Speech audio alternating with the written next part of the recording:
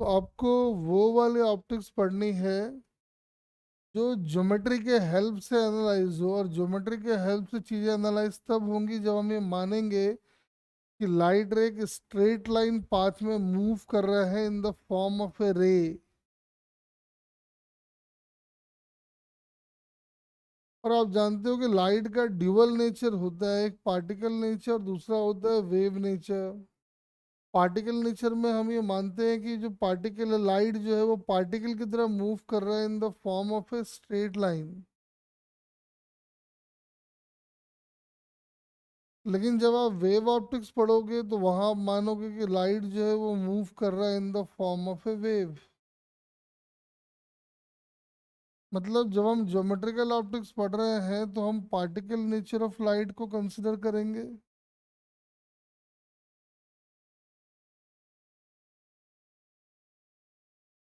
हाँ, ये बता पाना मुश्किल है कि लाइट को एग्जैक्टली कौन सा नेचर होता है।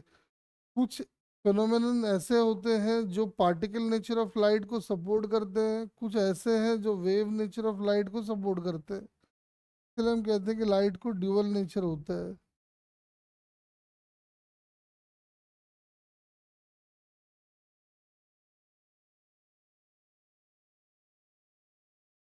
क्योंकि आपको नाम से क्लियर है कि वो वाला ऑप्टिक्स जो कि ज्योमेट्री के हेल्प से आपको पढ़ना है, वो तभी पॉसिबल हो पाएगा जब एकदम ज्योमेट्री वाली सीधी सीधी लाइंस हमको दिखाई दे। तो हम लोग यहाँ मानते हैं कि जब दो रेज आपस में एक दूसरे को इंटरसेक्ट करता है तो दोनों एक दूसरे को बिल्कुल भी डिस्टर्ब नहीं करता है। This is called law of independence of light. हम कहते हैं law of independence of light. लेकिन वेव में ऐसा नहीं होता है। दो वेव जब आपस में एक दूसरे के साथ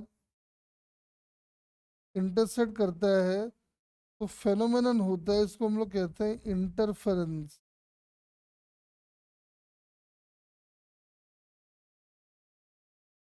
ठीक है, तो ये एक फिनोमेनन होता है इंटरफेरेंस। लेकिन ज्योमेट्रिकल ऑप्टिक्स में हम लोग ये मानते हैं कि जब लाइट एक दूसरे के साथ इंटरैक्ट करता है तो दोनों लाइट एक दूसरे को बिल्कुल भी डिस्टर्ब नहीं करता है।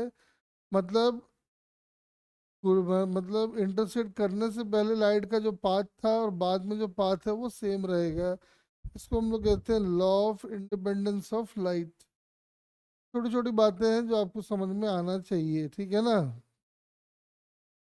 अरे बोलो, क्लियर हो गया क्या ये छोटी छोटी बातें?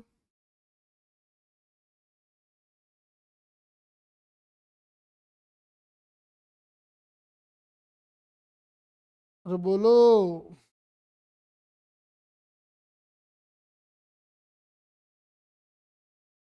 फिर सन्नाटे में गए। हाँ चलो, अब असली काम की बात शुरू करते हैं, आ जाओ। देखो,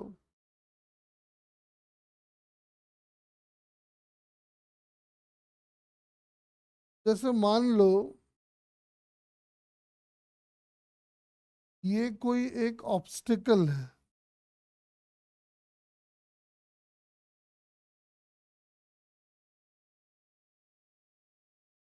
ये कोई एक ऑब्स्टिकल है और लाइट इधर से आ रही है।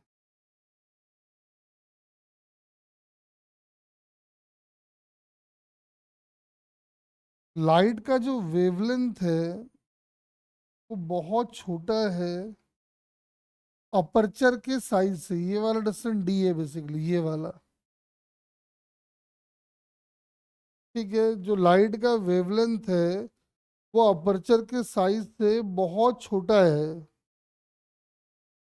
तो नॉर्मली हम लोग देखते हैं कि लाइट रे जो है ना वो डेविएट नहीं करता है और सीधा सीधा निकल लेता है।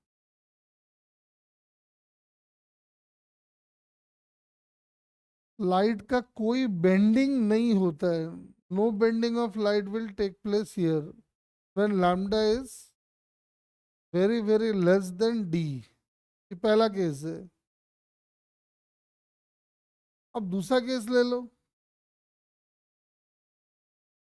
तो ये ऑब्जर्वेशन है, ठीक है ना, इसमें हम आपको बता नहीं सकते क्यों ऐसा हुआ। हाँ, ऐसा होने से क्या फायदा है नुकसान है वो हम आपको बता सकते हैं। अब लाइट ऐसे आ रहा है मान लो, और यहाँ पे lambda is equal to D है। तो हम ये देखते हैं कि लाइट जो है वो थोड़ा सा डिस्पर्स होता है, और डिस्पर्स होकर लाइट कुछ ऐसे जाता है।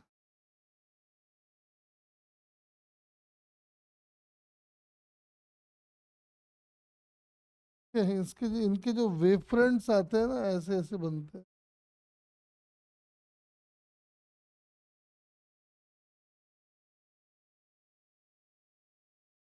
देखो अभी ना वेव फ्रंट्स हम बोल दिए हैं, थोड़ा सा लिख दिए हैं, गलती कर दी है, तो थोड़ा सा पछतावा भी हो रहा है मुझे। लेकिन आप ऐसे समझना कि light ray is electric field lines and wave fronts are their equipotential surfaces. अगर फील्ड लाइन ऐसा ऐसा होता, तो उसका इक्विपोटेंशियल सरफेस तो ऐसा ही बनता। तो आप फिलहाल ये मान के चलो, अभी हम इसमें उलझना नहीं चाहते। उलझ जाएगा तो फिर मान जो समय बर्बाद होगा। एक तीसरा केस और ले लो।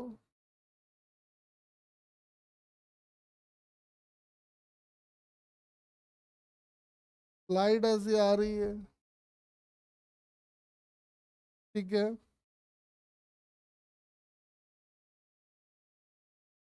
लाइट इस बार कुछ ज्यादा ही डिस्पर्स होता है,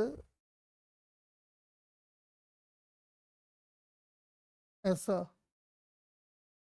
और इसके जो वेवफ्रंट्स बनेंगे, अगर बनाना चाहो तो ऐसा बन जाएगा, दिख रहा है देखो।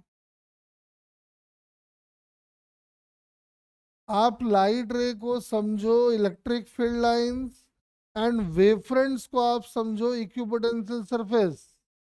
फिलहाल चाहो तो कहीं पे लिख भी लो ये बात को फिलहाल के लिए।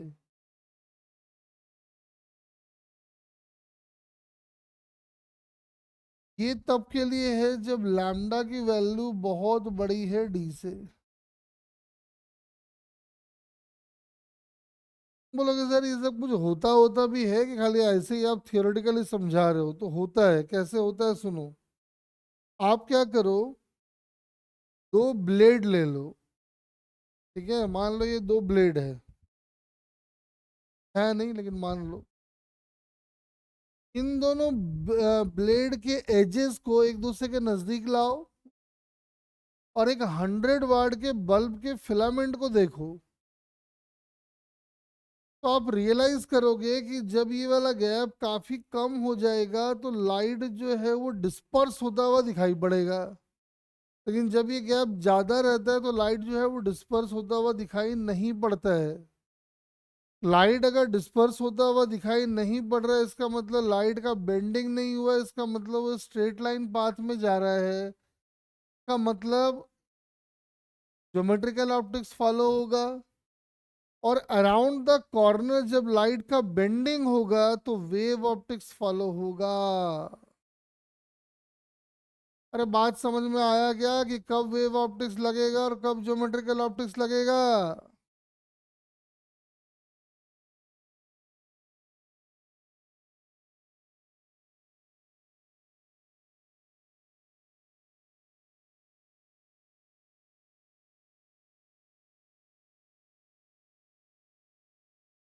इसका मतलब हम जब कह रहे हैं कि हम ज्योमेट्रिकल ऑप्टिक्स पढ़ेंगे, तो ज्योमेट्रिकल ऑप्टिक्स में कौन सा लैम्डा और डी में क्या रिलेशन होगा, जल्दी बताओ।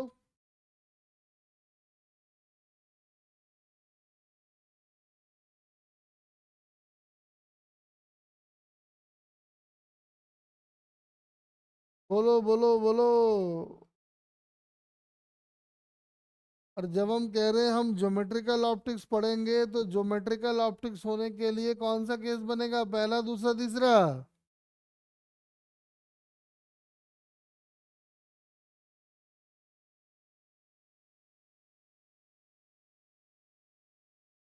अरे बोल। ऑब्वियसली पहला, इतना क्या सोच रहे हैं? अरे लाइट का बेंडिंग हो गया तो वेव ऑप्टिक्स सीधा सीधा चला गया, ज्योमेट्रिकल ऑप्टिक्स खेल खत्म।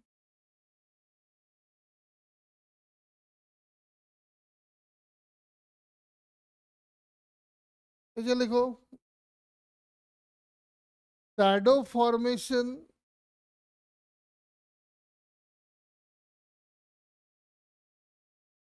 शैडो फॉर्मेशन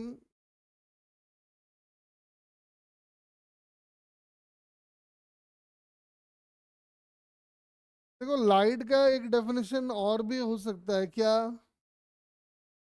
इलेक्ट्रोमैग्नेटिक स्पेक्ट्रम का वो वाला पार्ट जो हमको दिखाई पड़ता है, that is called light.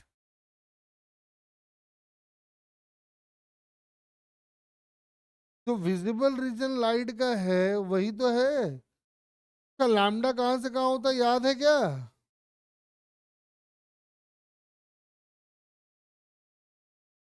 Visible region का लैम्डा।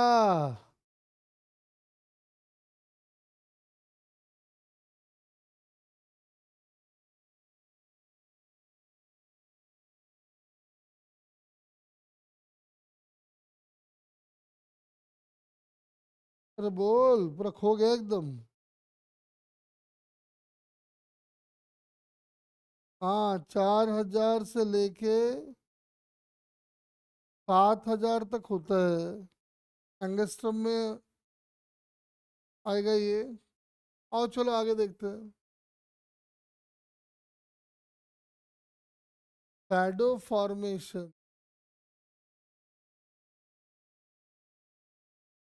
शैडो कैसे बनता है? बहुत सिंपल सी कहानी है। जैसे मान लो ये कोई एक ओपेक ऑब्जेक्ट है, मतलब इससे होके लाइट ट्रांसफर नहीं हो सकती है ना। ये नॉन ट्रांसपेरेंट ओपेक ऑब्जेक्ट है, और यहाँ पे हमने एक लाइट का सोर्स रख दिया है। तो आपको समझ में आ रहा होगा कि लाइट तो भैया हर डायरेक्शन में जाएगा, लेकिन वही लाइट स्क्रीन तक पहुंच पाएगा तो इसको टच करता हुआ जाएगा। यानी अगर ध्यान से देखें तो समझ में आता है कि स्क्रीन के इतने पोर्शन पे क्या रहेगा, अंधेरा या उजाला।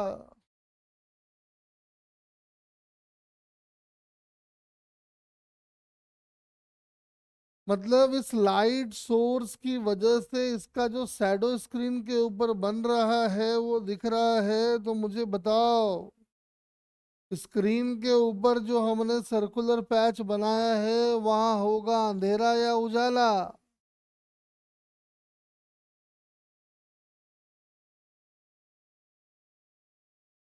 अरे बोल दे।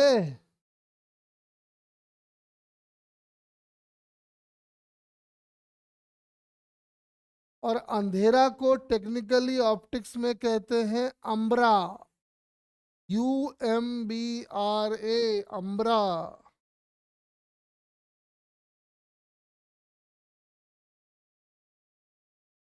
हाँ, यहाँ पे ध्यान दो कि जो लाइट सोर्स है उसका साइज ऑब्जेक्ट से छोटा है। जो लाइट सोर्स है उसका साइज ऑब्जेक्ट से छोटा है, तो बन गया स्क्रीन के ऊपर अम्ब्रा। एक और केस देखो। अब मैंने क्या किया है कि ऑब्जेक्ट तो जो है वो है, लेकिन साइज को इस बार हम बड़ा कर दिए हैं लाइट सोर्स का।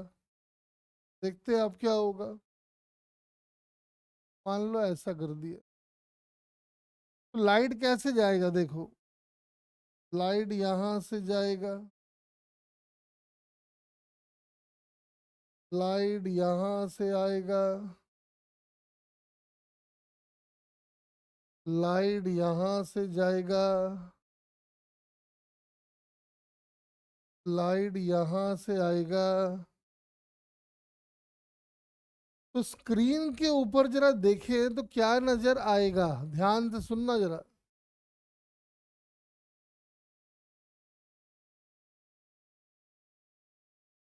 एक तो रीजन ये वाला होगा, और एक रीजन होगा ये वाला। मुझे एक बात बताओ, यहाँ पे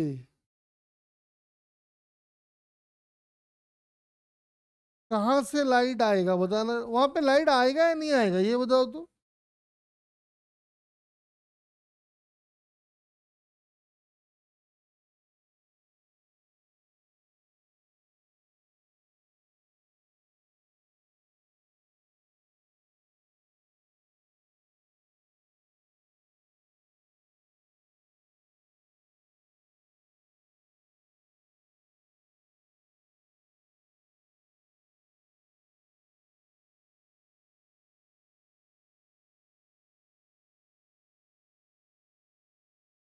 हाँ जी बताओ।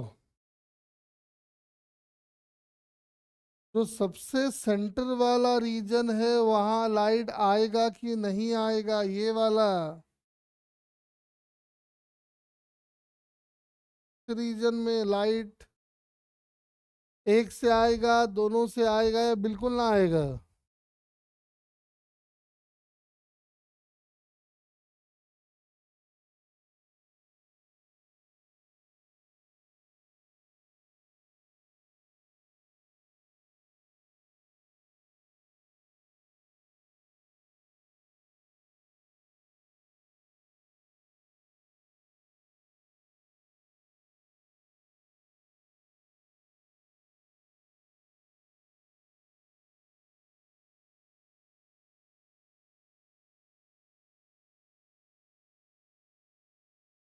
बोलो।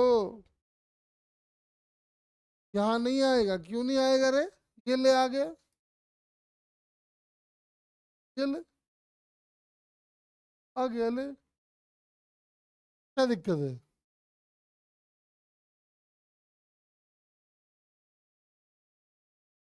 पर आया ना।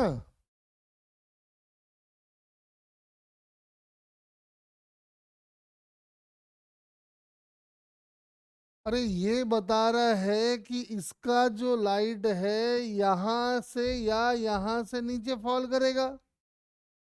ये बता रहा है कि इसका जो लाइट है वो यहाँ और यहाँ से ऊपर फॉल करेगा।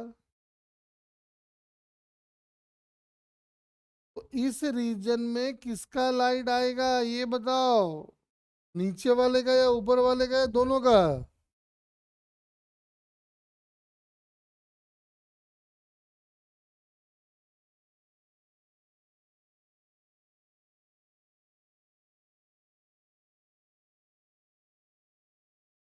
दोनों का। यहाँ देखो तो इस रीजन में ये वाला।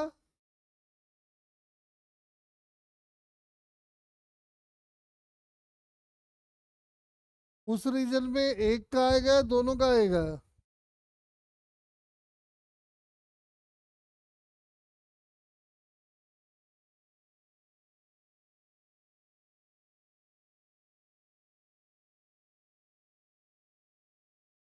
जैसे यहाँ की बात करो तो यहाँ पे लाइट यहाँ से तो आएगा ही।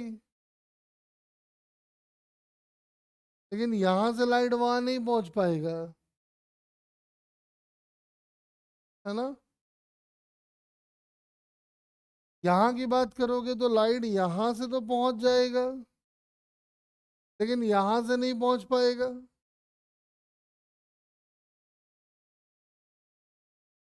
यहाँ क्या होगा।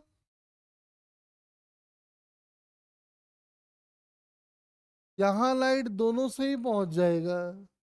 देख लो यहाँ से पहुंच गया, यहाँ से पहुंच गया।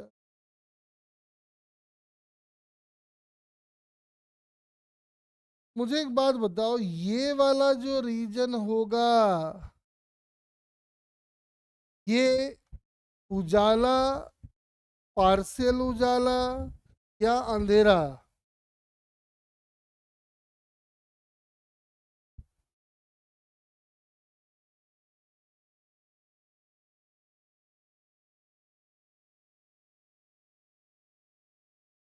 बोलो। सबसे सेंटर वाला जो है।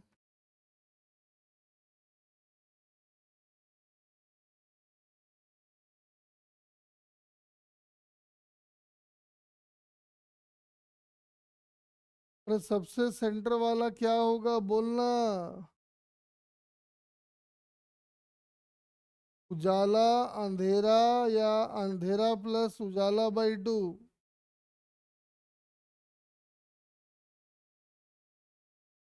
उस सेंट्रल रीजन से ऊपर जब जाओगे तो क्या मिलेगा?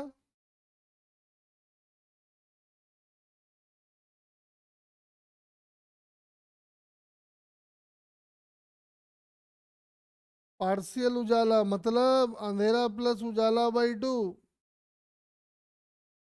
हाँ कि ना बोल दे।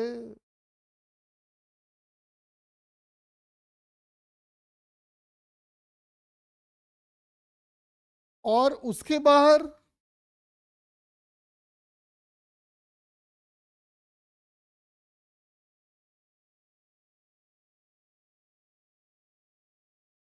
उजाला की अंधेरा की उजाला प्लस अंधेरा बाई टू।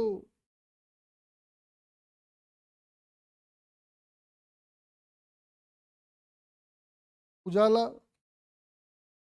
उसको तो लग रहा होगा सर तो आज उजाला का ऐड कर रहे हैं, उजाला चार बूंदों वाला। बेटा हम कोई ऐड वैड नहीं कर रहे। बस एक बात बताऊं, ये वाला एग्जाम्पल ना बड़ा जबरदस्त है। जबरदस्त पता है क्यों? बच्चे कहते हैं सर एक बात बताओ, आसमान में सन जो है वो सोर्स है। हाँ भाई सोर्स है।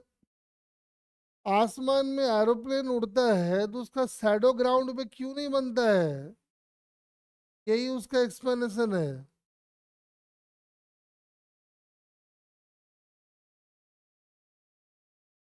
अरे बात समझे क्या?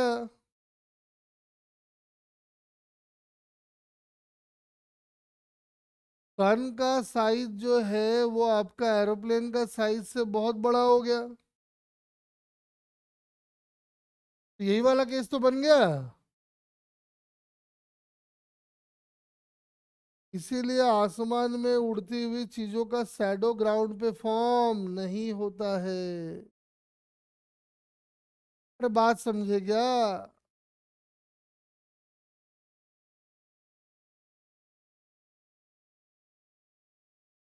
अरे पार्शियल उजाला तो क्या, लाइट गिर रहा है उसको शैडो थोड़ी बोलता है। शैडो बोलते हैं वो वाला रीजन जहाँ पे लाइट बिल्कुल भी फॉल ना करे।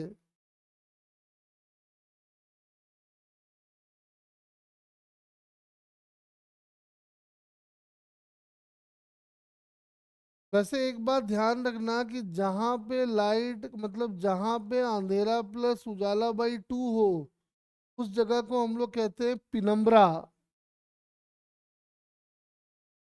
PENUMBRA,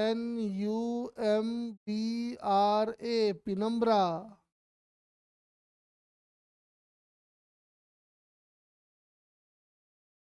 जो कंप्लीट डार्क वो कहलाता है अम्ब्रा। जो अंधेरा पिनम्बरा, PENUMBRA, पिनम्बरा।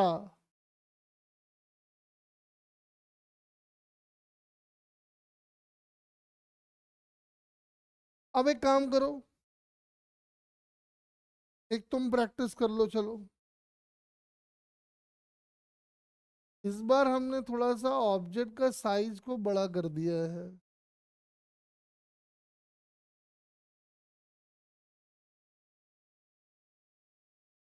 और इसके साइज को थोड़ा छोटा कर दिया है।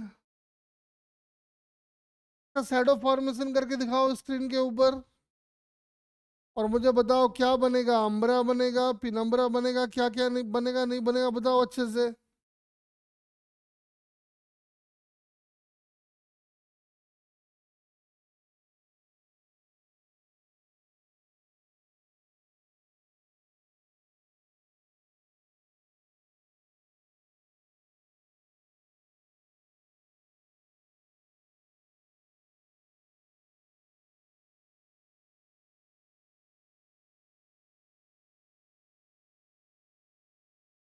स्क्रीन के ऊपर अच्छे से बना के मुझे बताओ क्या क्या बन रहा है, अम्ब्रा है, पिनम्बरा है, क्या क्या नहीं, जल्दी बताओ।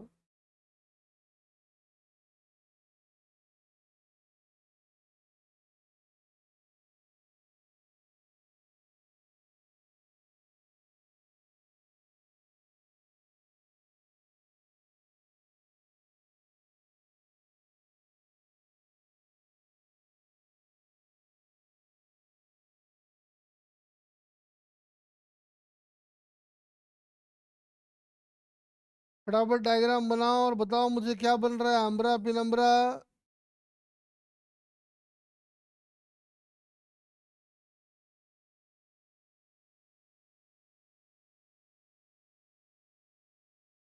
भैया उसका नाम बोल, टेक्निकल नाम बोल। अंधेरा मतलब हुआ अम्ब्रा, पार्शियल उजाला मतलब हुआ पिनम्बरा।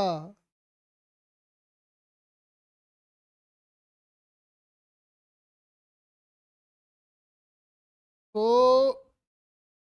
आप लोगों को समझ में आ रहा होगा कि अगर हम यहाँ पे ग्राफ बना लें, एक स्क्रीन पहले बना लेते हैं, आ जाओ।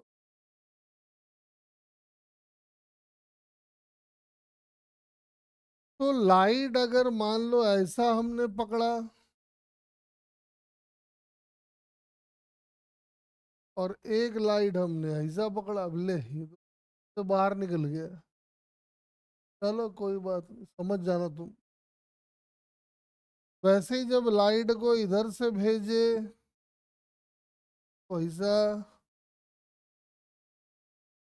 फिर ऐसा। समझ जाना, थोड़ा बड़ा कर लेते हैं स्क्रीन को। एक सर्कुलर रीजन तो बना ये, एक सर्कुलर रीजन बना ये। यहाँ पे किसी का लाइट आएगा या नहीं आएगा?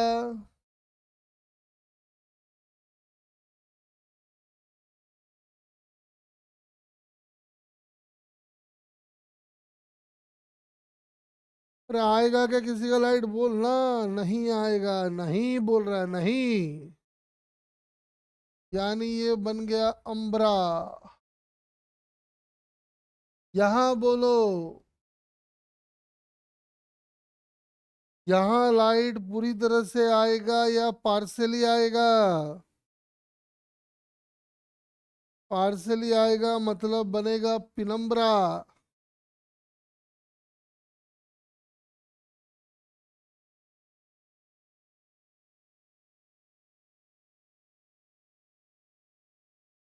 भाई तीन पॉसिबिलिटी था, मैंने आपको समझा दिया है, सब क्लियर हो गया सबको?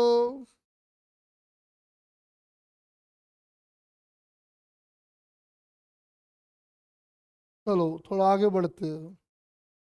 बस एक बात बताओ, घर में जब खिड़की में जब देखते हैं ना ग्लास, जब हम लोग के घरों में खिड़कियों में ग्लास लगा रहता है, कभी कोई पत्थर वत्थर मार दिया और वो ग्लास जो है वो टूट जाता है, तो लाइट जो अंदर आता है, लाइट का बेंडिंग होता है, लाइट सीधा जाता है, बताना एकदम अच्छे से।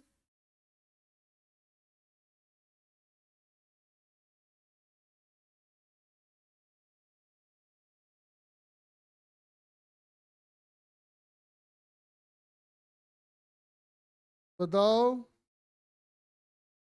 ग्लास में जब कभी होल हो जाता है तो उस होल के थ्रू जब लाइट आता है, तो लाइट का बेंडिंग होता है या स्ट्रेट चला जाता है वो?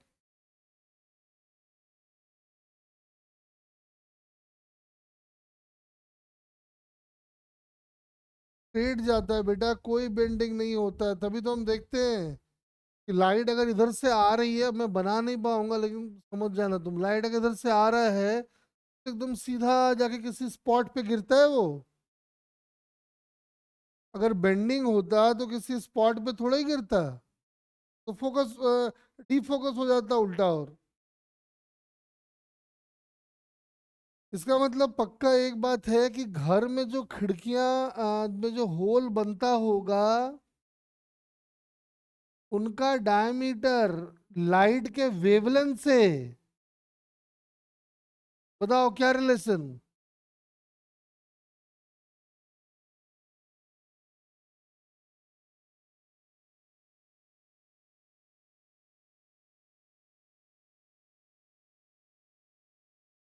डायमीटर का होल वेवलेंथ से ज्यादा या कम, जल्दी बोलना रे।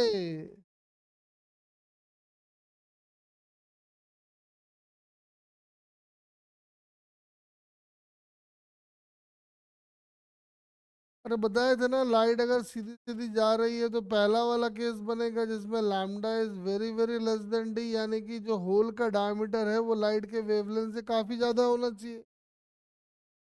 अरे हाँ कि ना, बोल दे। देखो ऑप्टिक्स जो फील पड़ेगा ना, मतलब ऑप्टिक्स में फील भी आएगा और नंबर भी आएगा, एक नंबर यहाँ कोई काट नहीं सकता। जो पढ़ाएंगे ऑप्टिक्स में तो वही आएगा एकदम 100%, कोई रोक टोक नहीं। चलो थोड़ा आगे बढ़ते हैं। वैसे मैंने आपको बता दिया कि लाइट जो है एक लाइट एक पर्टिकुलर मीडियम में स्ट्रेट लाइन में मूव करेगा। इंटरसेक्ट करने पे दोनों एक दूसरे पे कोई भी एक दूसरे को डिस्टर्ब नहीं करेगा, ये सब हम लोग मानते हैं, ठीक है ना। चलो आओ, देखो ऑप्टिक्स में ना दो चीजें हमको पूरा जम के पढ़ना है। तो आओ असली मुद्दे पे आ जाते हैं जल्दी जल्दी। ऑप्टिक्स जो है, या ज्योमेट्रिकल ऑप्टिक्स कह लेना चाहिए,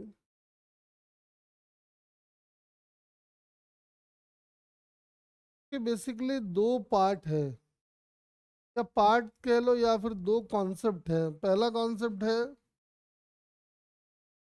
रिफ्लेक्शन,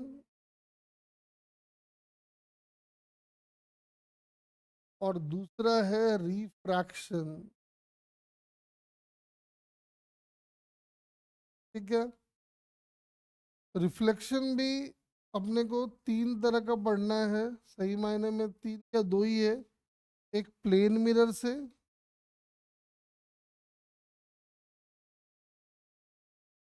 और दूसरा इस कर्व्ड मिरर से कहना चाहिए। तो हम क्या कहते हैं, ऐसा कर लेते हैं, इसको कर देते हैं स्फेरिकल मिरर। और तीसरा बड़ा खतरनाक और इंटरेस्टिंग है पैराबोलिक मिरर।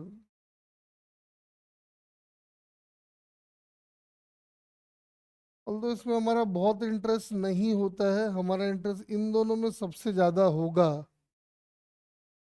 ठीक है। रिफ्रैक्शन में भी वैसे ही है, आपको पहले प्लेन सरफेस से रिफ्रैक्शन पढ़ना है,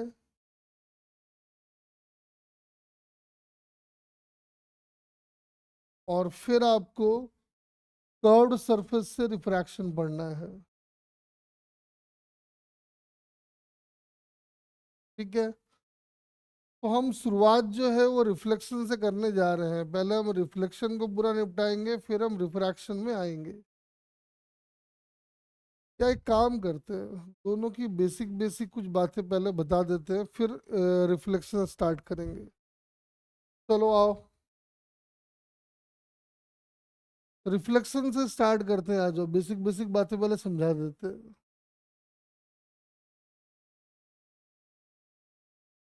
reflection,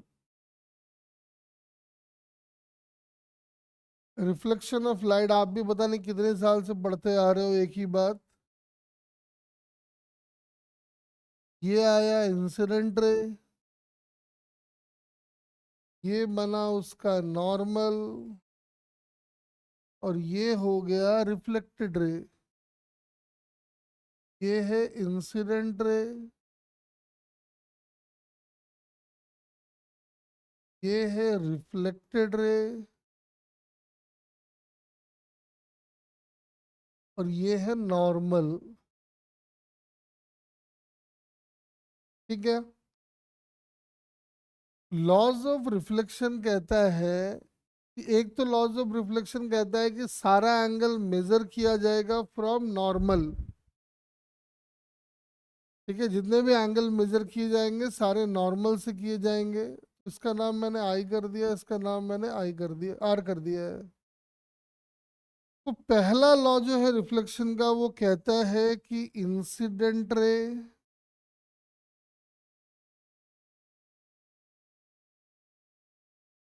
reflected ray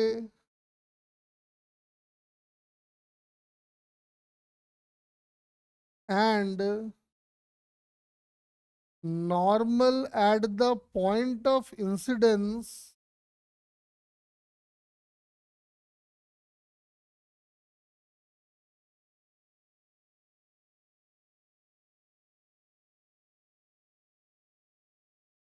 all lie in the same plane।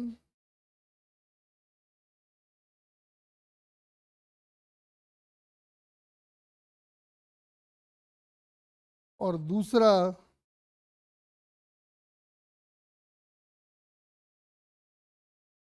Angle of incidence is equal to angle of reflection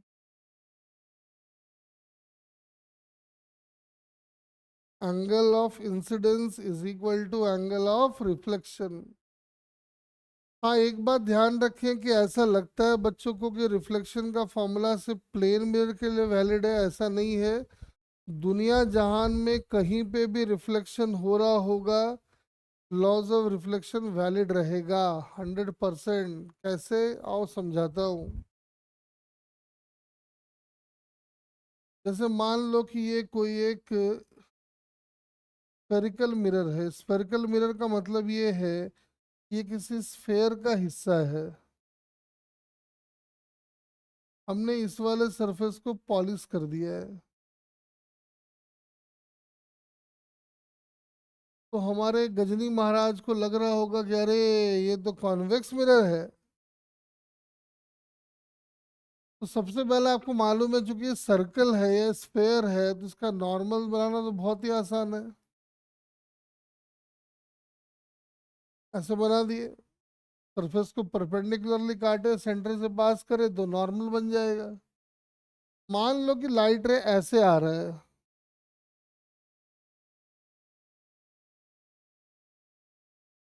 तो ये बन गया इंसिडेंट रे, ये बन गया नॉर्मल, ये बन गया रिफ्लेक्टेड रे। ये तीनों एक प्लेन में होंगे और ये एंगल हमेशा इक्वल होगा। कहीं पे भी आ जाए कोई फर्क नहीं पड़ता। लाइट आया ऐसे, आप बोले आओ नॉर्मल डालते हैं, जितना एंगल से आया उतना एंगल से गया। I is equal to are. ठीक है, अब देखो,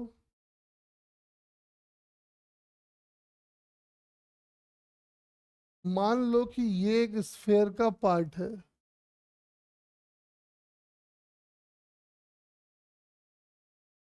तो ये बन गया हमारा कॉनकेव मिरर।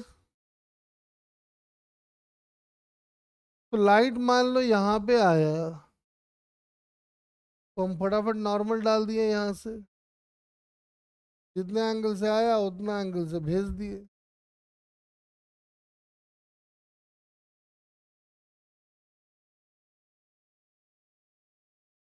लाइट मान लो ऐसे आया, ये नॉर्मल डाले, ऐसे चल दिए। कहने का मतलब मेरा ये है कि दुनिया जहान में कहीं पे भी अगर रिफ्लेक्शन होगा, तो रिफ्लेक्शन के लॉज वैलिड रहेंगे, इसमें कहीं कोई दिक्कत नहीं है। अब इतना बात किए हैं तो एक छोटा सा बात और कर लेते हैं, दोनों में ही कर लेते हैं, आ जाओ।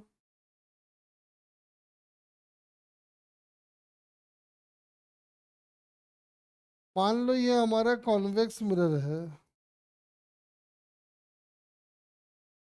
लाइट एकदम ना भन भना के आ रहा है एकदम उसके सेंटर की तरफ। तो मुझे एक बात बताओ, लाइट अगर भन भना के उसके सेंटर की तरफ आ रहा है, तो आई कितना होगा?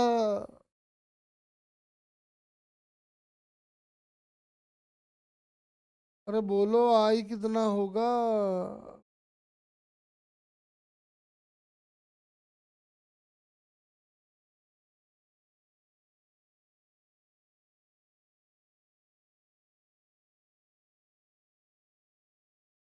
Obviously zero. और जब आई जीरो है तो क्या आर भी जीरो होगा? इसका मतलब लाइट रे जिस रास्ते से आया था उसी रास्ते से चला जाएगा। बहुत इंपॉर्टेंट स्टेप है ऑप्टिक्स का। Whenever light ray falls normally on a reflecting surface, it will retrace its path. जिस रास्ते से आया था उसी रास्ते से चला जाएगा। जैसे मान लो ऐसे आया,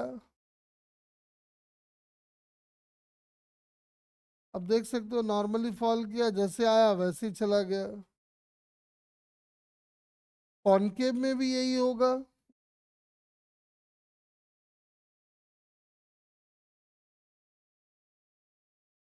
अगर कोई लाइट रे ऐसे आ रहा है मान लो, जाएगा भी ऐसे ही तो रिट्रेस करेगा, ये मजबूरी है उसकी। आई जीरो है तो आर को भी जीरो होना पड़ेगा। ये बात प्लेन मिरर के लिए भी वैलिड है। मान लो ये प्लेन मिरर है, लाइट ऐसे आया, नॉर्मल डालोगे तो ये लाइट रे ही नॉर्मल बन जाएगा। तो समझ में आ रहा है कि आई जीरो है तो आर को भी जीरो होना पड़ेगा। इसका मतलब लाइट रे इस केस में अपने पाथ को रिट्रेस कर जाएगा। हिंदी में लिख लें, एकदम बड़े बड़े अक्षरों में लिख लें कि जब भी लाइट किसी ऑप्टिकल सिस्टम पे या रिफ्लेक्टिंग ऑप्टिकल सिस्टम पे नॉर्मली फॉल करेगा तो वो अपने पाथ को रिट्रेस कर लेगा।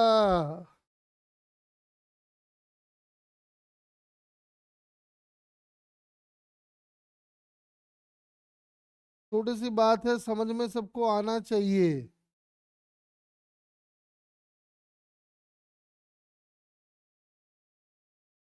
ठीक है, अब सुनो, आओ थोड़ा सा रिफ्लेक्शन में थोड़ा और जानकारी हासिल कर, छोड़ो पहले रिफ्रैक्शन थोड़ा सा करवा देते हैं। सुनो, आओ थोड़ा रिफ्लेक्शन ही समझाते हैं पहले। देखो, देखो ऑप्टिक्स का ना जान है इमेज बनाना। इमेज बनाना आपको आना चाहिए।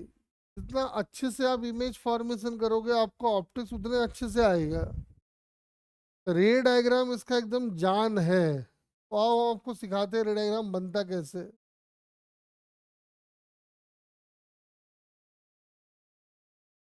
तो प्लेन मिरर, ये हमारा ऑब्जेक्ट। किसी भी ऑब्जेक्ट का इमेज बनाने के लिए आपको कम से कम दो रेस चाहिए, कम से कम। से ज्यादा है तो बल्ले बल्ले है, कोई दिक्कत नहीं है। ध्यान तो सुनना कैसे बना रहे हैं। एक लाइट रे ऐसे गया, आपने यहाँ पे डाल दिया नॉर्मल, लाइट रे रिफ्लेक्ट हो गया। हम जब पढ़ते थे ना तो हमको बड़ा बुकों में डायग्राम देख के बड़ा अच्छा लगता था। मेरा वैसा बनता ही नहीं था। बाद में मुझे समझ में आया कि बुक वाला जो है ना हम लोग को बेवकूफ़ बनाता है। वो पहले इमेज बनाता है और बाद में रे डायग्राम। तो आप भी ऐसे ही बनाया करो, जो कितना अच्छा लगेगा देखने। देखो, और बनने के बाद थोड़े कोई जान पाएगा। अभी तो ऐसा लग रहा है कि लाइट रे यहाँ से जा रहा है, लेकिन हमने आपको बताया कि इमेज फॉर्मेशन के लिए कम से कम हमको दो रेस चाहिए। तो एक तो अभी बनाए हैं, एक और बना लेते हैं, आ जाओ। कोई भी बना लो, ऐसा ही बना लो, क्या फर्क पड़ता। आप देख सकते हो कि मेरा इमेज बन के तैयार हो गया है। ये हमारा ऑब्जेक्ट है, ये हमारा इमेज है। साफ दिख रहा है कि जितना दूरी ये वाला होगा ऑब्जेक्ट का, उतना ही दूरी ये होगा इमेज का।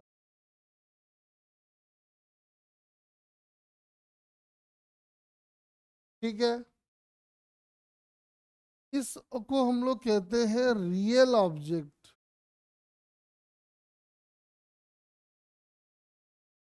और इसको हम लोग कहते हैं वर्चुअल ऑब्जेक्ट। ऐसा फील हो रहा है कि यहाँ से लाइट रे निकल रहा है, रियलिटी में नहीं निकल रहा है।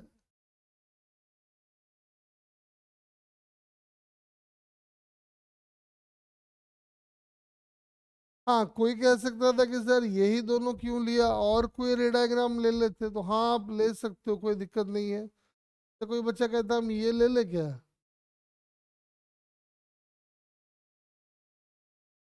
एक बार नॉर्मली ले लेते हैं तो रिट्रेस कर जाएगा। तो लगेगा कि लाइट इधर से कहीं से आ रहा है, एक और ले ले लो इधर से। देखो इमेज फिर से बन गया वहां पे, ये ऑब्जेक्ट, ये इमेज।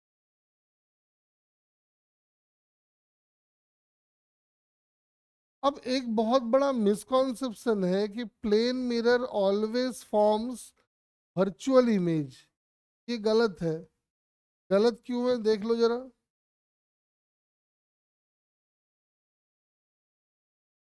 जैसे मान लो कि लाइट रे कहीं ऐसे आ रहा है, और रास्ते में मिल गया उसको मिरर।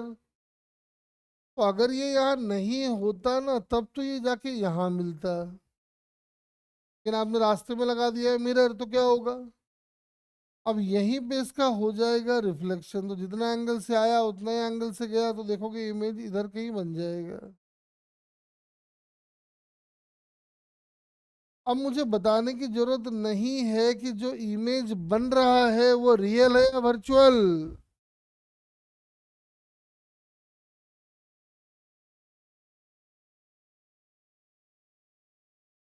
तो अगर इमेज बन रहा है रियल,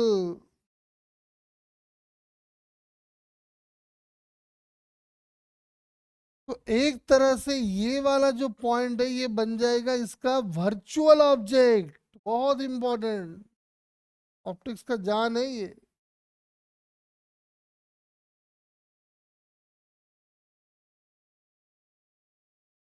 जब इमेज यहाँ बन रहा है तो आप ऐसा मान सकते हो कि वहां ऑब्जेक्ट है, इसलिए उसका नाम पड़ गया वर्चुअल ऑब्जेक्ट। तो ध्यान रखेंगे कि प्लेन मिरर वर्चुअल ऑब्जेक्ट भी बना सकता है और रियल, क्या कह रहा है, इमेज रियल ऑब्जेक्ट, हाँ ठीक है। अब एक बात बताओ, अब हमारा गजनी नंबर 2 के दिमाग में एक बात आ रहा है जो मुझे मालूम है वो पूछता है, अभी तुम पहले ही पूछ ले रहे हैं। गजनी मेरा कह रहा है, नंबर 2 वाला, वो बोल रहा है यार एक बात बताओ, ये फालतू का सर इतना बड़ा मिरर क्यों लेते हैं? अगर मान लो इमेज ही बनाना है हमको, तो हम ऊपर वाले पार्ट से बना लेते हैं, काहे का फालतू का मिरर का खर्चा बढ़ा रहे हैं?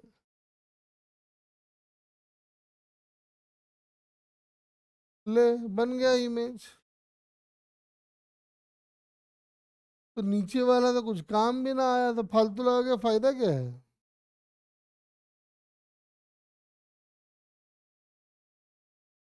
जैसे मुझे एक बात बताओ, सुनो सुनो सुनो सुनो सुनो। मान लो ऑब्जेक्ट यहाँ है, ये मिरर यहाँ है, ऑब्जेक्ट यहाँ है, इमेज बनेगा या नहीं बनेगा?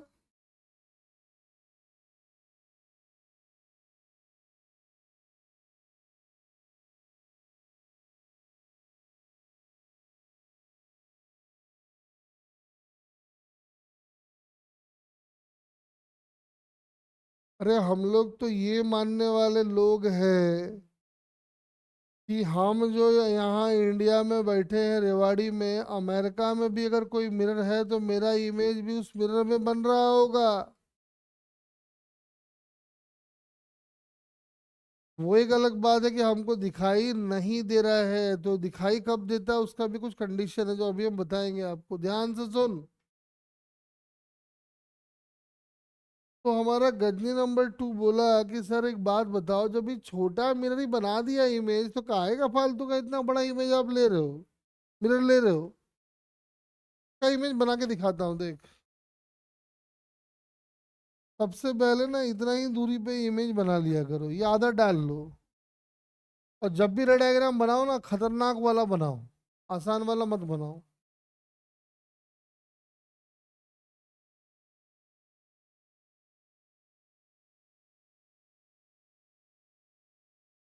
देखो इमेज बन गया।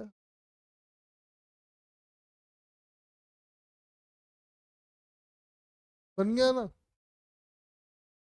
तो बच्चा कह रहा सर इतना ये बड़ा मिरर लोगे तो भी वही बनता है, छोटा लोगे तो भी वही बनता है, तो काहे का फालतू का इतना बड़ा इमेज मिरर लेके पैसा बर्बाद कर रहे हो?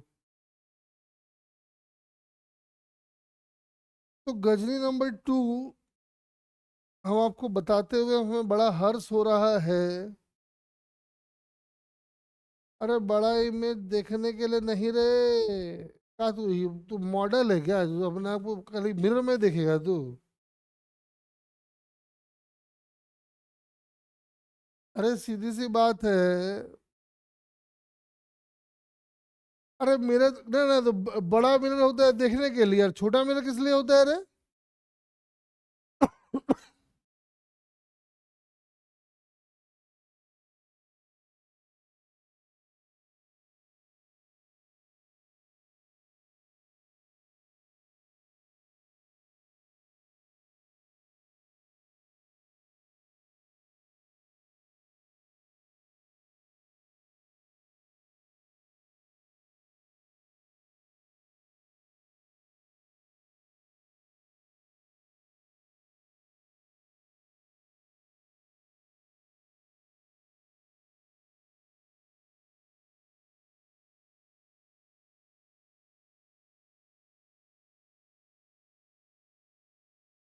मतलब तुम ये कह रहे हो कि मतलब बड़ा मिरर में चेहरा दिखेगा और छोटा मिरर में चेहरा ना दिखेगा। मतलब बड़ा मिरर में जो है हम जो है वो सलमान खान दिखने लगेंगे, और छोटा मिरर में हम जो है गजनी गजनी लगेंगे।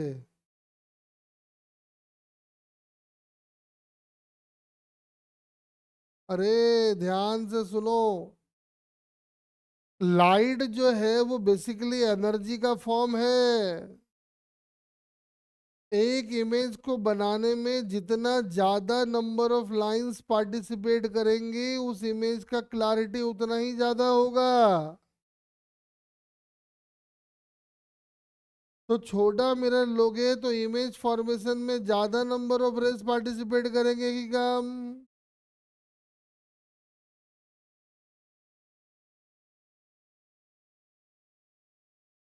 तो छोटे मिरर में जो इमेज बनेगा उसकी इंटेंसिटी ज्यादा या कम?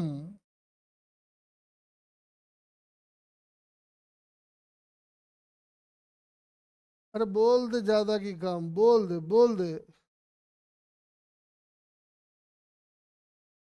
अरे इसीलिए आप देखते हो ना, मुझे एक बात बताओ, जब अब घरों में जब हम लोग मिरर लगाते हैं क्या छुटकू जैसे लगाते हैं क्या?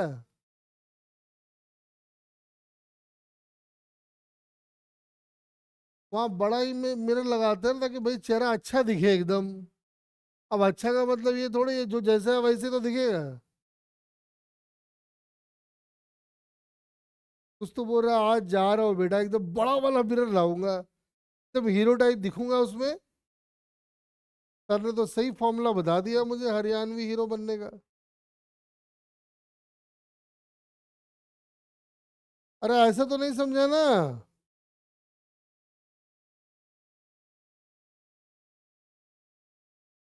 हाँ ठीक है, अब सुनो, इसका बड़ा अच्छा एग्जाम्पल दिखता है। मुझे एक बात बताओ, तुम इसको प्रैक्टिकली फील भी कर पाओगे? मुझे एक बात बताओ, जब आप मोबाइल खरीद के लाते हो तो मोबाइल का लेंस एकदम जब नया नया होता है उस पर कोई स्क्रैच नहीं होता है। तो तब जब आप पिक्चर लेते हो और साल भर के बाद जब पिक्चर लेते हो, दोनों दोनों पिक्चर की क्वालिटी में डिफरेंस होता है नहीं होता है?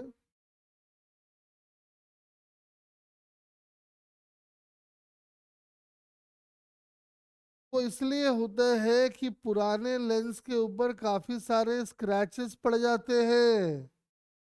तो जहां जहां पे स्क्रैच पड़ गया, क्या वो वाला पार्ट इमेज फॉर्मेशन में पार्टिसिपेट करेगा या नहीं करेगा?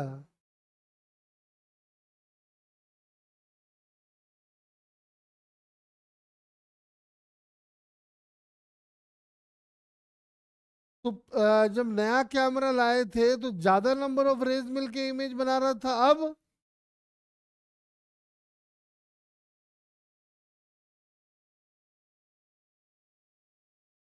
कम। जाहिर सी बात है जो इमेज की क्लैरिटी है वो कम हो जाएगी। बात समझ में आया क्या?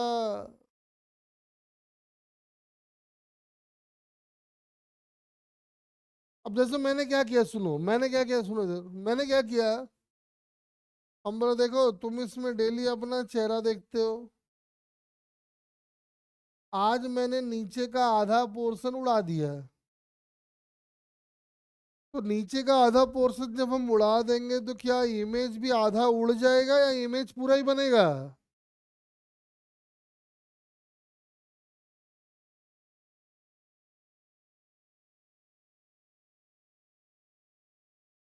तो हमेशा एक बात ध्यान रखिए कि किसी भी ऑप्टिकल सिस्टम का छोटा से छोटा पार्ट ऑब्जेक्ट का कंप्लीट इमेज बनाता है। बस जितना बड़ा पार्ट आप यूज करेंगे उसकी क्लैरिटी उसकी इंटेंसिटी उतनी ज्यादा होगी, जितना छोटा पार्ट यूज करेंगे उसकी क्लैरिटी इंटेंसिटी उतनी कम होगी। ये बात लेंस में भी वैलिड है, लेंस ले लो मिरर ले लो किसी में भी वैलिड है। ठीक है ना। तो एक तो छोटी सी बात ये है जो आप हमेशा के लिए याद रखेंगे इसको, और थोड़ा समझाता हूँ। और देखो इधर, तो एक बात तो समझ में आ गया कि भैया मिरर अगर अमेरिका में है और हम यहाँ हैं तो मेरा इमेज भी अमेरिका वाले मिरर में बन रहा होगा। वो एक अलग बात है कि हमको दिखाई नहीं दे रहा, अब दिखाई कब देगा नहीं देगा वो समझाता हूँ। वाओ, टर्म होता है जिसको हम लोग कहते हैं field of view, FOV। FOV क्या है सुनो। मान लो ये कोई पॉइंट ऑब्जेक्ट है और ये हमारा मिरर है। इमेज फॉर्मेशन ऐसे होगा देखो, तो मालूम है कि कितना दूरी पे बनना है तो पहले ही हम बना के तैयार रहते हैं।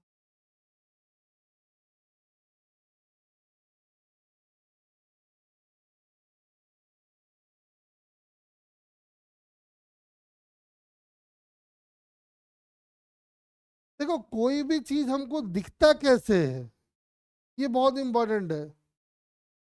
कोई भी चीज हमको दिखाई कैसे पड़ता है, जैसे मान लो आप अभी हमको देख रहे हो, तो हमारे से हमारे ऊपर लाइट फॉल कर रहे हैं, वो रेज बन रही है। वो रेज जब आपके आंख पे जाके फॉल करता है तो रेटिना पे उसका इमेज बनता है, तो आप हमको देख पा रहे हो। या क्लास में हम होते हैं तो हम आपको वैसे ही देख पाते हैं कि कोई एक ऑब्जेक्ट होता है जिसका लाइट आपके ऊपर फॉल करता है, वहां से रेज बनती है, मेरे आंख पे आके फॉल करता है, हम मेरे रेटिना पे आपका इमेज बनता है, हम आपको देख पाते हैं।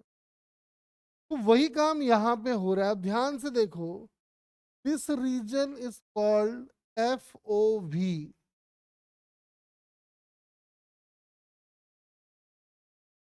मतलब इस रीजन में अगर आप रहोगे तो इसका इमेज बनेगा भी और दिखेगा भी। अब हमारा गजनी नंबर 1 बोला कि सर यहाँ दिखेगा क्या, बुला दिखाते हैं। तो ऐसा होना चाहिए कि लाइट रिफ्लेक्ट होके उस आंख पे जाके फॉल करेगा, फॉल करेगा नहीं करेगा। और गजनी नंबर 2 हमारा इधर खड़ा हो गया। गजनी 1, गजनी 2, बोलो इस ऑब्जेक्ट का इमेज गजनी 1 को दिखेगा या गजनी 2 को।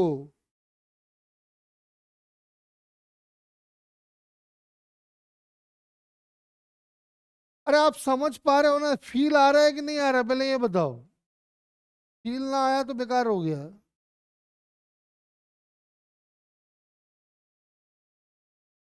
ऑप्टिक्स में कुछ नहीं है एकदम।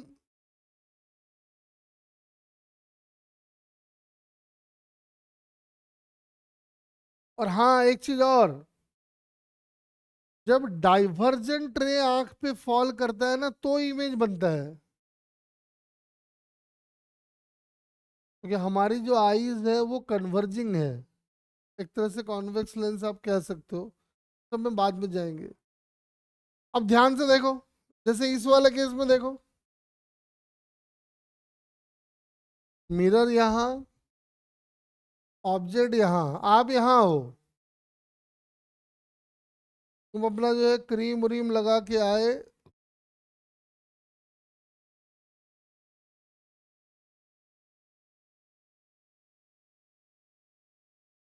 तो इमेज कैसे बनेगा देख इधर,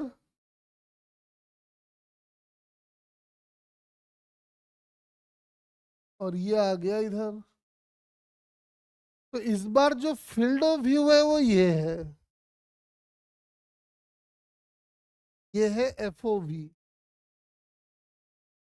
तो मुझे एक बात बताओ, तुम यहाँ पे खड़े हो के अगर अपना चेहरा देखना चाह रहे हो तो मिरर में आपका फेस का इमेज बन तो रहा है।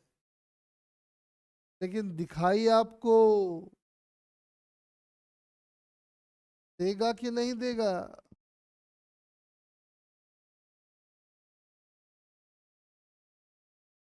तो समझ में आ रहा है कि भैया सर ने बोला है कि किसी भी ऑब्जेक्ट, कोई ऑब्जेक्ट, कोई मिरर दुनिया जहान में रखा हो उसका इमेज तो बनता है, लेकिन वो अपने को दिखेगा तब जब हम उसके फील्ड ऑफ व्यू में होंगे।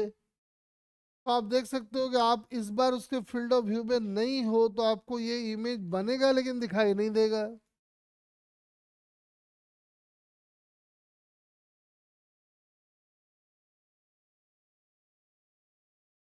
सर एफ ओ भी जस्ट आगे वाले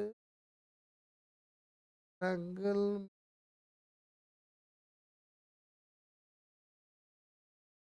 कौन से वाले की बात कर रहा है बोल जरा, पहला कि दूसरा?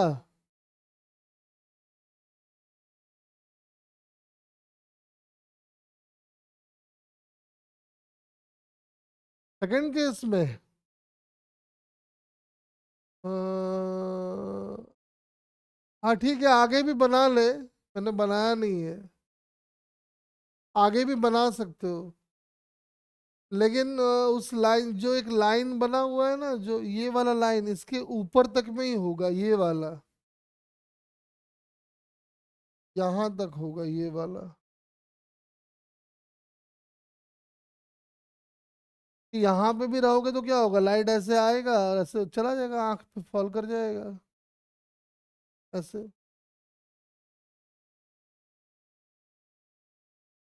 तो बात समझ में आ गया कि भाई, चलो एक काम करते हैं, एक तुमको देते हैं, आ जाओ, इसका फील्ड ऑफ व्यू जरा बना के दिखाओ तो मुझे,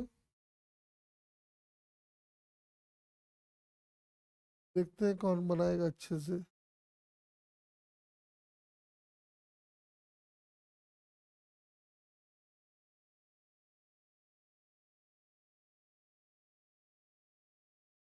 इसका फील्ड ऑफ व्यू जरा बना के दिखाओ तो मुझे अच्छे से।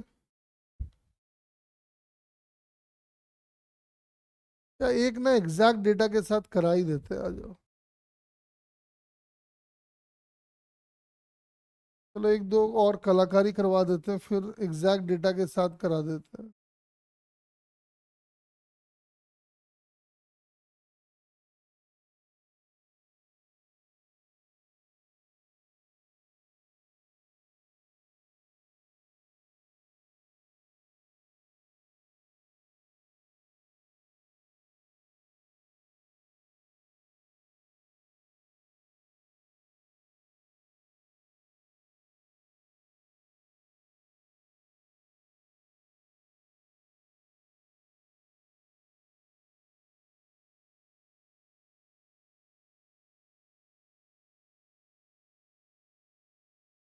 दोनों केस में जरा बेटा मुझे फील्ड ऑफ व्यू बना के दिखाओ। एक न्यूमेरिकल भी करवा देता हूँ, आ जाओ।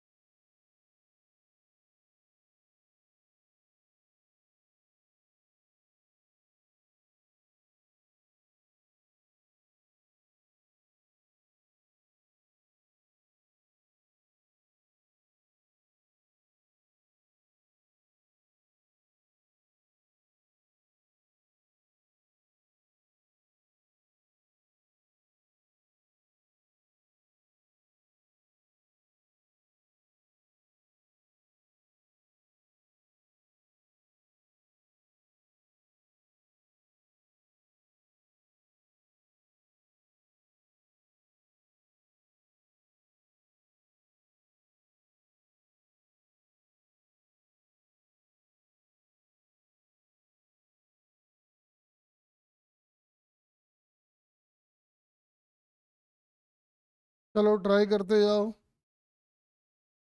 पहला वाला बना लिया है तो मैं बनाता हूँ, देख लो। लाइट यहाँ से यहाँ आया, हम नॉर्मल डाले, जिस एंगल से आया उसी एंगल से भेज दिए।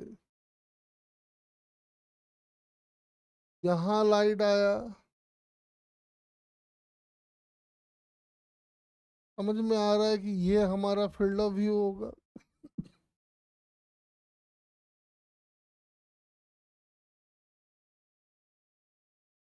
इमेज कहाँ बनेगा? तो इमेज बनाने के लिए मिरर को पहले एक्सटेंड कर दो,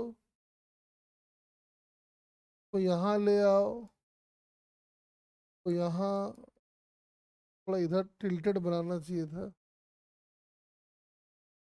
जैसे आप देख सकते हो ये ऑब्जेक्ट है, ये इमेज है।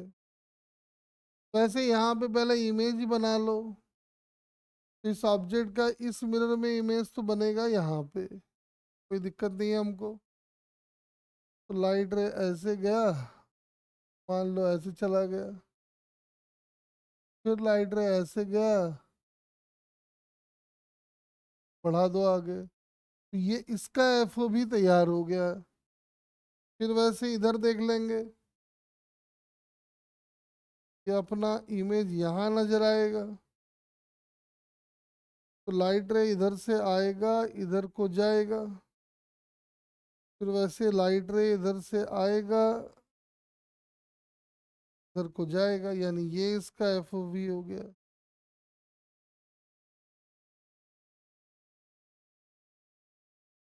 अरे बोलो, क्लियर है क्या?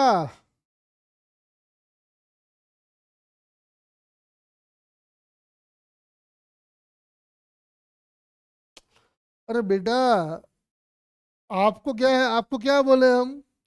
मैक्सिमम वो पोर्शन, तो मैक्सिमम लेने के लिए आपको दोनों एक्सट्रीम पे लाइट रेस को फॉल कराना पड़ेगा।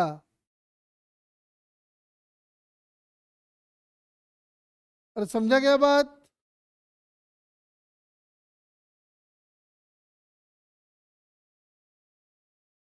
आपको मैक्सिमम रीजन निकालना है, तो मैक्सिमम रीजन निकालने के लिए आपको लाइट को, इसलिए देखो मैंने लाइट को हर जगह पे एकदम एक्सट्रीम पे फॉल कराया, देखो, एंड पे एंड पे एंड पे एंड पे। बाकी तो इन दोनों के बीच में आ ही जाएगा, उसका परेशानी अपने को नहीं है। चलो एक ये वाला करके दिखा दो फटाफट। पिक्चर पिक्चर हो गया ये वाला, चलो बन जाएगा, कोई दिक्कत नहीं। बोला बताओ, स्क्रीन के कितने पोर्शन में हमको इसका इमेज नजर आएगा? बोल दो बोल दो।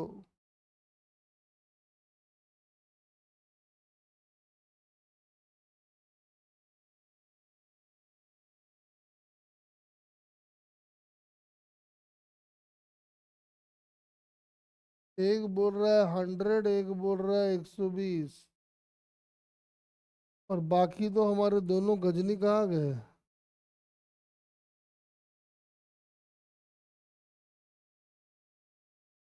ऑब्जेक्ट से स्क्रीन पीछे 40 सेंटीमीटर पे है।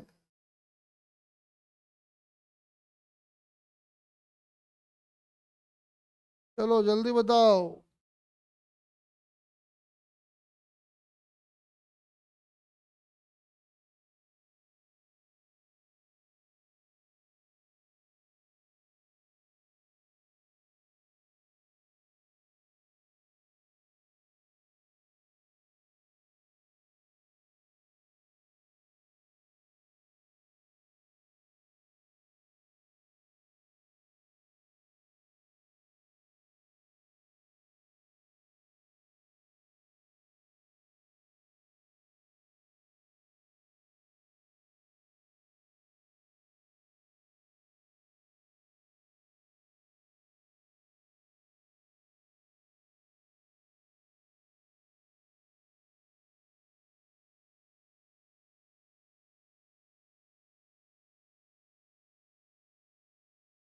आओ सॉल्व करते हैं, हाँ। देखो, घिचपिच हो गया तो ग्रीन से बना देते हैं।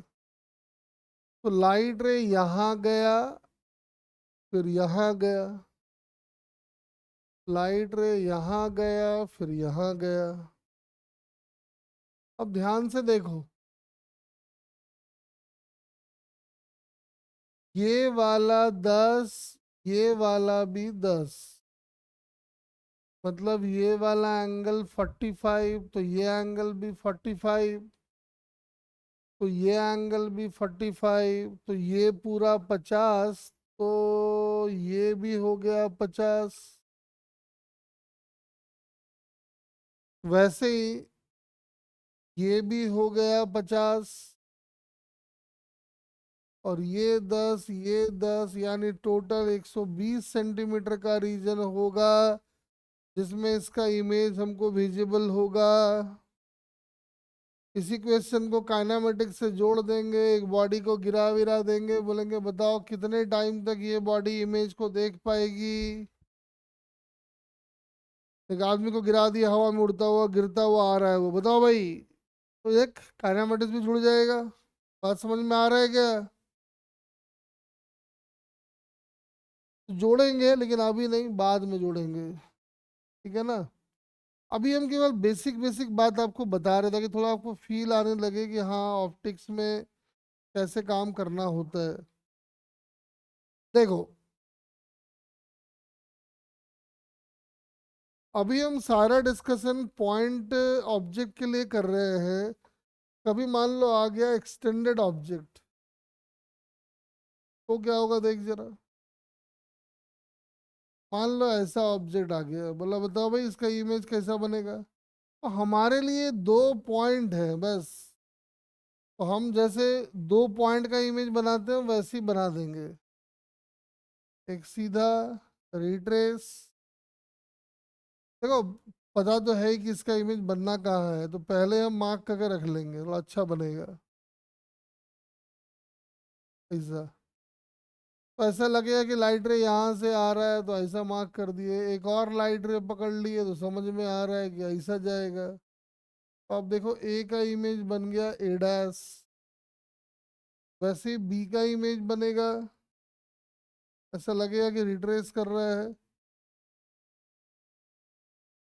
और एक और लाइट रे ले लिए इधर से, तो इधर से गया, इधर गया, इधर आ गया। अब देख सकते हो ए बी का इमेज बन गया ए डैश बी डैश।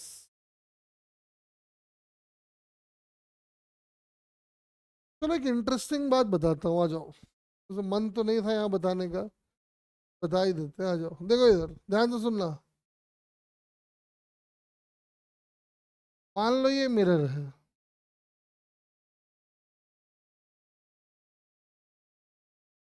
लाइट रे ऐसे आ रहा था पहले, जैसे लाइट रे आया वैसे ही चला गया, नॉर्मली फॉल कर रहा था। अब हमने क्या किया कि मिरर को ना कुछ एंगल से घुमा दिए। ध्यान से सुनना। मान लो मिरर को हमने कुछ एंगल से घुमा दिया, तो क्या होगा देख जरा ध्यान से। जब आप यहाँ पे नॉर्मल डालेंगे, मान लो मैंने थीटा एंगल से घुमाया है, तो ये एंगल कितना होगा बता सकते हो क्या? थीटा ही हो जाएगा, देखो तो जरा।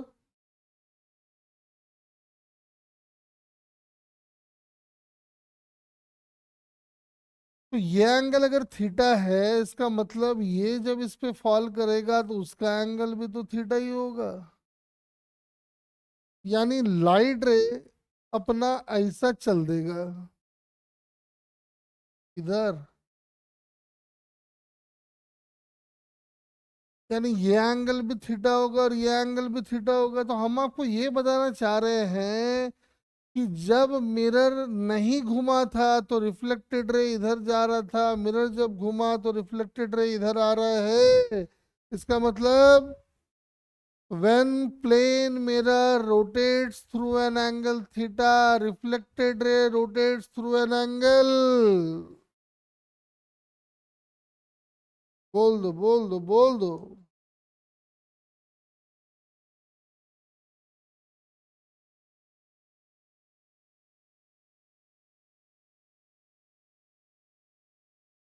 अरे बोल दो मेरे सन्नाटो, बोल दो।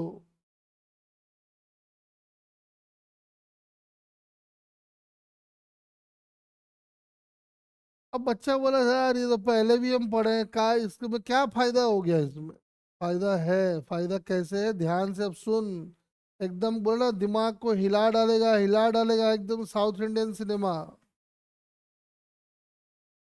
दिमाग एकदम हिल जाएगा अभी। गजनी पूरा एकदम फॉर्म में आ जाएगा, अभी देख लेना। मान लो, एकदम ध्यान से सुनने का है, बहुत इंपॉर्टेंट रिजल्ट।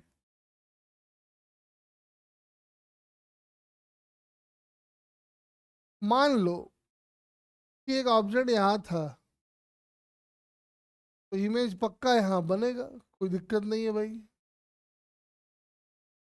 मैंने क्या किया है, थोड़ा सा इसको अच्छे से सिस्टमेटाइज करने के लिए मैंने मिरर के इस पॉइंट का नाम ओरिजिन कर दिया है, इसका नाम एक्स एक्सिस कर दिया है, और इसका नाम वाई एक्सिस कर दिया है। लेकिन मिरर को हमने घुमा दिया थीटा एंगल से। ध्यान से सुनना जरा एकदम अच्छे से भाई। तो अब हम जानना चाहते हैं कि इसका इमेज कहाँ नजर आएगा। अगर ये डिस्टेंस x है, पहले तो ये भी x ही था। अब क्या होगा, ध्यान से सुनना, जो इमेज बन रहा था ना वो अब कैसे बनने वाला है, ठीक है। एक बात तो समझ में आ चुका है कि भैया मिरर के थीटा एंगल घूमने से जो रिफ्लेक्टेड रे है वो टू थीटा एंगल घूमेगा। और रिफ्लेक्टेड रे को जब हम पीछे मिलाते हैं तो वो जहां मिलते हैं वहीं पे बनता है इमेज। बोल।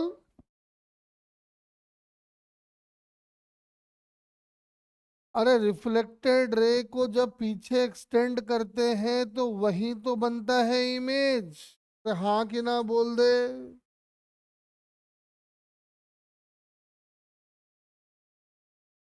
कर्नाटक में गए।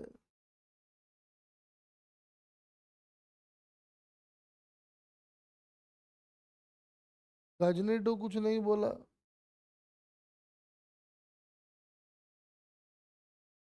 अरे गजनी बोल दे। नहीं बोलेगा? नाराज हो गया लग रहा है। सुनो, या यहाँ से देखो। पहले कैसे बनता था ये? को पीछे एक्सटेंड करने से तो इमेज बनता है। तो पहले जो इमेज बन रहा था ऐसे,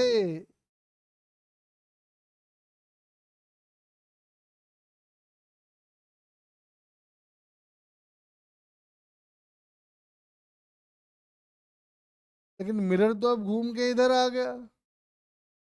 तो अभी मैंने आपको बताया है मेरे गुरु महाराजों कि when mirror rotates through an angle theta then reflected ray rotates through an angle two theta.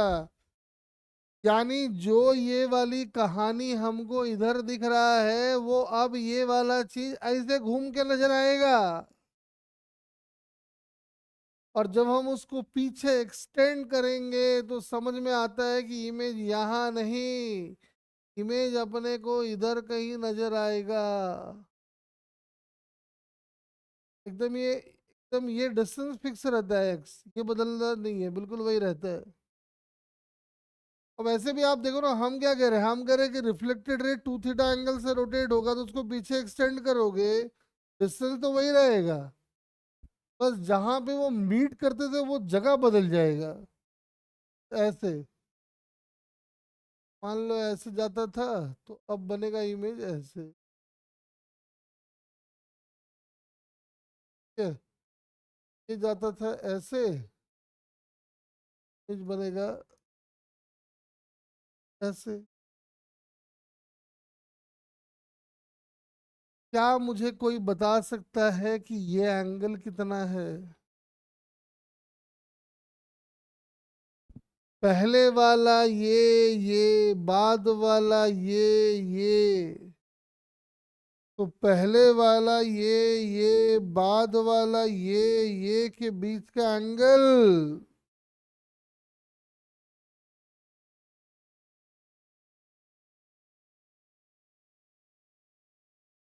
Yes, बहुत इंपॉर्टेंट कॉन्सेप्ट है।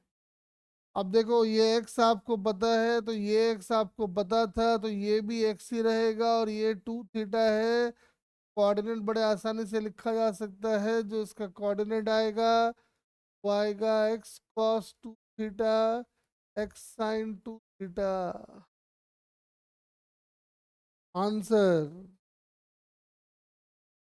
अब तुम बोलोगे सर इसमें क्या खास बात है? अरे खास बात है ना, बहुत खतरनाक खास बात है। कैसे देख,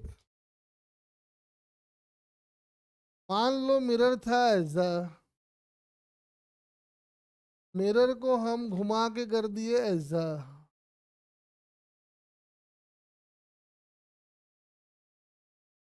मान लो यहाँ पे एक ऑब्जेक्ट है 10 सेंटीमीटर की दूरी पे था,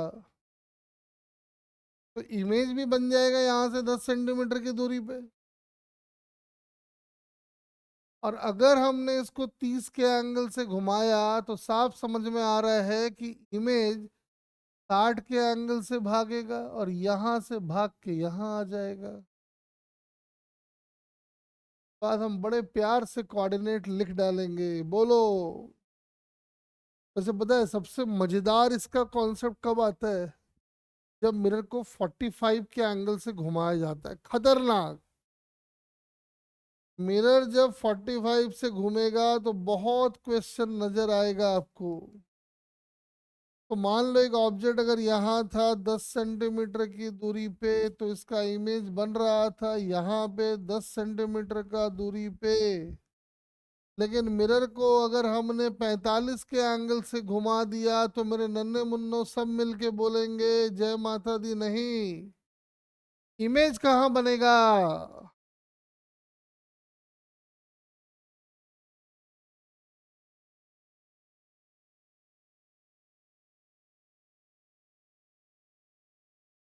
yes, Ghajini number 2 is the winner.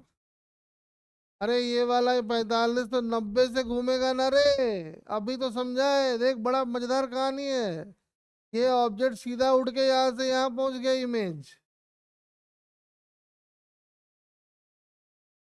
नहीं समझे?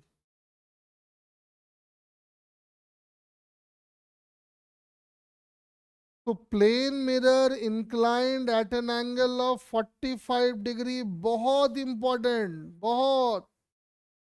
और एग्जांपल समझाता हूँ, चल देख एक और एग्जांपल समझाता हूँ। मान लो ये मिरर है और एक ऑब्जेक्ट ऐसे भाग रहा है। बोला बताओ जी ये, और ये एंगल जो है ना 45 है। देखो तरीका ध्यान रखना, हम जब पढ़ते थे ना हमको बड़ा कंफ्यूजन होता था, तो हम एक तरीका उस समय ढूंढ निकाले थे, वही तरीका आपको बता रहे हैं। बोला कि ये ऑब्जेक्ट मान लो 10 मीटर पर सेकंड से नीचे आ रहा है, इमेज में कैसा नजर आएगा? तो आप क्या करेंगे, ध्यान से सुनिए मेरी बात। आप पहले इस 45 के मिरर को भूल जाओ। आप समझो कि आपका मिरर एकदम फ्लैट है, ऐसा। समझ में आ रहा है ना, एकदम ऐसा है। तो मिरर अगर फ्लैट होता तो इसका इमेज बनता कैसा? यहाँ अलग से बना देते हैं, देखो। अगर एकदम फ्लैट होता तो आप बोलते कि सर ये तो चल रहा है ना, तो कोई दिक्कत नहीं है। पहले यहाँ था तो इमेज यहाँ था, बाद में ये यहाँ है तो इमेज यहाँ है, तो ये चला ऐसे तो ये चला ऐसे, कोई दिक्कत नहीं है। का मतलब जब ये फ्लैट रहा होगा, 45 डिग्री का चक्कर नहीं रहा होगा, तो उस समय इसका जो वेलोसिटी है ना वैसा दिखता होगा।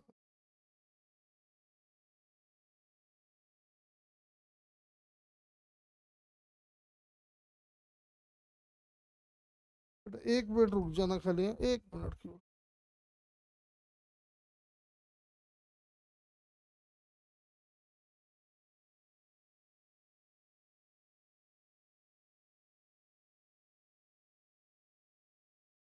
तो अब क्या हुआ? ये तो हुआ तब जब मिरर था ऐसा।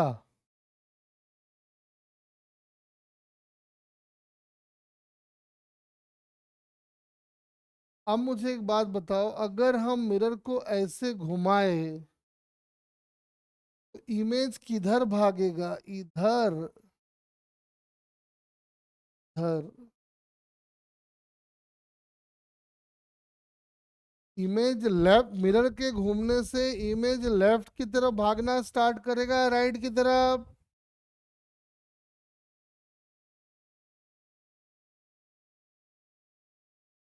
हाँ, लेफ्ट राइट कर लो तुम लोग, हाँ लेफ्ट राइट लेफ्ट राइट।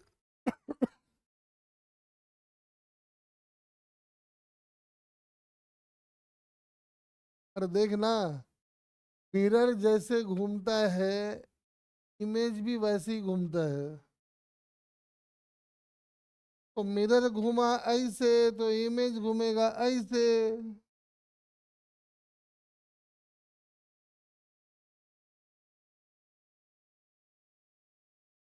अरे हाँ कि ना बोल।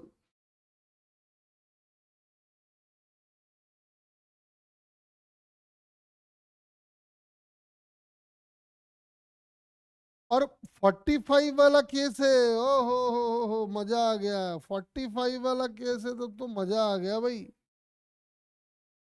पेज ऐसा नजर आएगा, बड़ा खतरनाक। वही 10 मीटर पर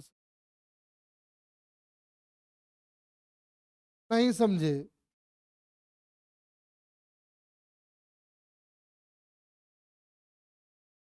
अरे मेरे काका, ऐसे भी देख लेना कि एक ऑब्जेक्ट अगर यहाँ है, मिरर यहाँ है, तो इमेज तो इधर ही बनेगा।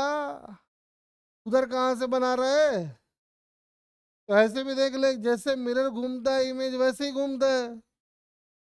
कभी लॉजिक समझा दिए।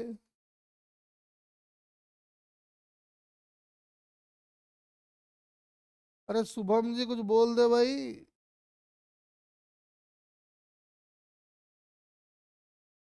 अरे समझ गए क्या, बोलो।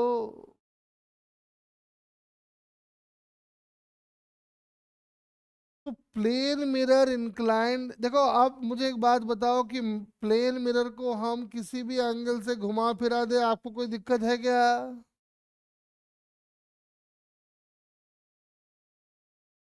देखो ये खुद में अपने आप में क्वेश्चन बन के नहीं आएगा, ये किसी सिस्टम के अंदर आएगा। ऑप्टिक्स में कुछ नहीं है, आपको ना छोटे छोटे कार्यक्रम सिखाए जाएंगे, फिर सबको जोड़ दिया जाएगा। ठीक है। चलो आज यहीं पे क्लास छोड़ देते हैं। अभी डेली क्लासेस हुआ करेंगी, स्कूल में भी पढ़ाएंगे और इधर भी पढ़ाएंगे, तब मैक्सिमम पार्ट करा देंगे। ठीक है ना। ये लो bar code generate, note generate कर देते हैं, देख लो।